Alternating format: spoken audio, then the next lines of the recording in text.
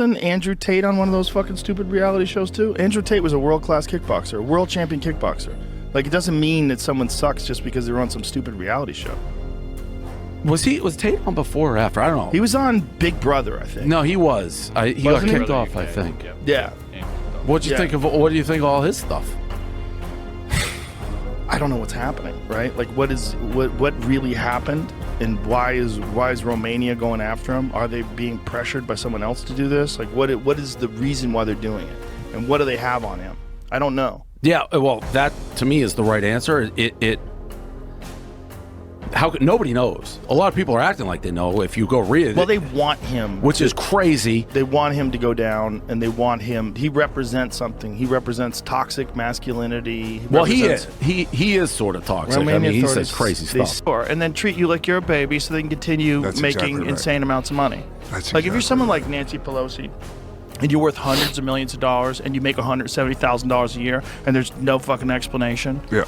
Like, just that alone. Like, you have to kind of keep people in the dark. You have to kind of, like, keep dancing. And otherwise, you're going to jail. Like, someone's going to start... If they buy it. But let's say he would call you to fight. Would you take it? Yeah, I mean, Jake and I actually talk. He's an all right guy. There was a time we were talking about fighting each other. And I think if this arrest didn't happen, it probably would have come to fruition. We'll see what happens in the future. We'll see. Perhaps. It's possible. There's nothing's no. Nothing's yes. We'll see. I'll escape this. An MMA fight between Jake Paul, Logan Paul, Tristan Tate, and Andrew Tate. Really, we're talking about Andrew here. Tristan's not really in this equation. That's like the light work. 10 mil for Andrew, 10 mil for Tristan, 10 mil for you, 10 mil for me. But here's what they'll say. I don't need this for the money. You're going to have to slap $50 million for me even to get out of bed. But if you have money, then why is it about the money? What it shouldn't be about the money. It should be solely for entertainment and to figure out who's really about it. And we're telling you, we'll do it. Jake Paul, it's clear to me you are desperate for a reality check. This is the hardest sport in the world, and people dedicate their lives to this, and most of them never get a payday. It never pays off for the majority of fighters, all of which would f you up. Why don't you lose to an old man who's retired? If you want to fight and you want to send a contract, send one to me. I will take a few weeks break from living my retired life to kick the living out of a goofy, entitled head like you. Yes, we'll see. I'll escape this Matrix attack, and perhaps if he needs to be taught a lesson, I'll be the guy to teach him a lesson. Imagine like a main event, like Hasbullah on one side, you and Jake on the other. It's a tag team match. Tag team, me and Hasbullah against Logan and Jake. Yeah, that's gonna be amazing. Yeah, that's about fair. Oh yeah. No, but Jake's an okay guy. I mean, he's putting boxing on the map. To be fair to him, to be fair to the guy, he can sell tickets. Yes. And it's amazing what we were talking earlier about sales. Yeah. I mean, nobody, and this is with all due respect, nobody should give a shit about watching a 60-year-old fight a 27-year-old. But Jake can make them care. Yeah. Now let's talk about Andrew Tate. He's known as a tough kickboxer and a loudmouth personality with millions of followers. But can Tate hold his own in a boxing ring? The reality is, boxing and kickboxing are different beasts. Sure, Tate has shown he can throw down in a kickboxing ring, but in boxing, with its refined techniques and rules, he's stepping into unfamiliar territory. A fight with Jake could be seen as a lopsided match, almost like Jake's collection of victories over past prime fighters. This isn't to underestimate Tate's abilities or resilience, but he'd be playing right into Jake's hands. Another name on the list of easy wins, another fight for the hype. There's an air of irony in this situation. Jake Paul's brand is built on one thing: controlled chaos. He's a showman who knows that the real money isn't in the fight itself, but in the build-up, the promotion, the circus. If Tate takes the fight, it's hard not to think that he's simply a part of Jake's plan to continue riding the hype train. After all, why fight for $3 million when you've already made $40 million from a night with Tyson? The numbers speak for themselves. Jake's fights are carefully curated for maximum profit, staged with the precision of a theater director, always aimed at one thing: ratings and revenue. But let's not forget the broader picture. Fans of real boxing are fed up with the gimmicks and the theatrics. They want to see bouts that carry real weight, where the stakes are more than just money, where the challenge is genuine and the glory is earned. Jake Paul's fights, especially those involving aging fighters or flashy showdowns like his brother Logan's infamous YouTube brawls, are far from that. They're events, not contests.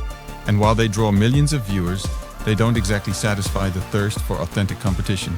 Boxing fans want fights that matter, matches that define careers, not just lines on a bank statement. So where does that leave Jake Paul and Andrew Tate? The potential fight, if it happens, will almost certainly be another cash grab wrapped in the trappings of a boxing match. It'll be a show for the masses, a spectacle complete with press conferences, trash talk, and drama designed to draw eyes and fuel social media trends. The real winners here? The promoters, who know that the internet's appetite for drama and spectacle is insatiable. Fans might tune in, some with hope, and others with skepticism. But one thing is for sure. The fight will be more about the hype than the bout itself. Jake Paul's brand of boxing isn't about fighting for honor or legacy. It's about playing the game, pushing the boundaries of what's considered a real fight, and milking every ounce of attention and money from it. Want to see him take on a real challenge? Don't hold your breath, because in Jake Paul's world, the only real fight is the one that puts cash in his pocket, and the rest is just showbiz. I'm guilty because I haven't done anything wrong.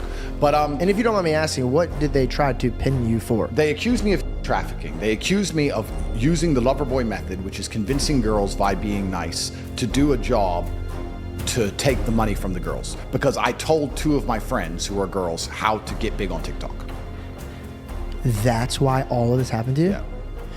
So did somebody else plant this on you? Oh yeah, the Matrix. Okay. A much larger appetite for just simple entertainment, for just having a good time, kicking it with your friends. And I think, obviously, you guys are recently, as of the past week, in a dialogue and a conversation with one of the bigger commentators in that space, Andrew Tate.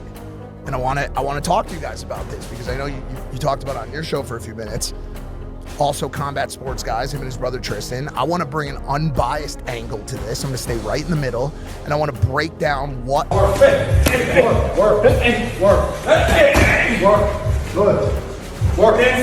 Work.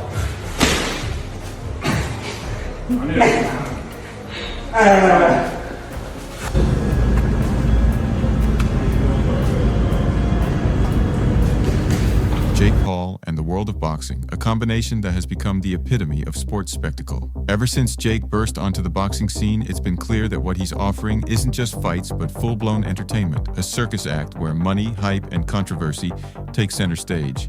His fights, which often involve aging legends or semi-retired athletes, are like a freak show where the real battles are nowhere to be seen. And now, with talk of a possible matchup against Andrew Tate, it's worth asking, is this just another chapter in Jake's carefully crafted circus, or could there be more to it? Let's start with the match that drew so much attention, Jake Paul versus Mike Tyson. Without a doubt, Tyson's name is what brought eyes to the fight, not Jake's. If Tyson hadn't decided to step back into the ring, would anyone have really cared about Jake taking on a 60-year-old? The answer is simple, no. Tyson's involvement was the real draw, sparking interest not just among Jake's followers, but across the boxing world. And it wasn't just Tyson's return that created intrigue, it was the underlying drama. Tyson, with his experience and raw power, seemed poised to challenge Jake in a way no one else had. And yet, when Tyson was in the ring, it became clear that even the Iron Mike we knew wasn't giving his all. His movements were controlled, almost as if he were pulling his punches. If Tyson had wanted to make a statement, the outcome could have been very different, but the contract, the terms, the spectacle, these things matter when millions are on the line. Jake Paul, also known as the problem child, has made a career out of fighting what many consider easy targets. Whether it's Ben Askren, Tyron Woodley, or even Anderson Silva, Jake has amassed victories over fighters whose best years were behind them. But what about a real fight? What about someone who's not just in it for a payday or to put on a show? That's where the criticism comes in. His opponents are chosen for their star power, their draw, and their ability to fuel the hype, not for their fighting prowess. In this realm of controlled chaos, Jake is the master of the game. But when it comes to facing true challenges, Jake's track record speaks for itself. He picks fights he knows he can win. I know, right? But he's a smart-ass dude, man. Really, Yeah. Regardless of what you think about some of the things that he said about women, the fucking intelligence of that, the whole thing that he did with getting people to like TikTok his stuff and go viral. Yeah, he did. Yeah, he was fucking a genius at that. Yeah, my 12-year-old was asking me about him. Really? Yeah.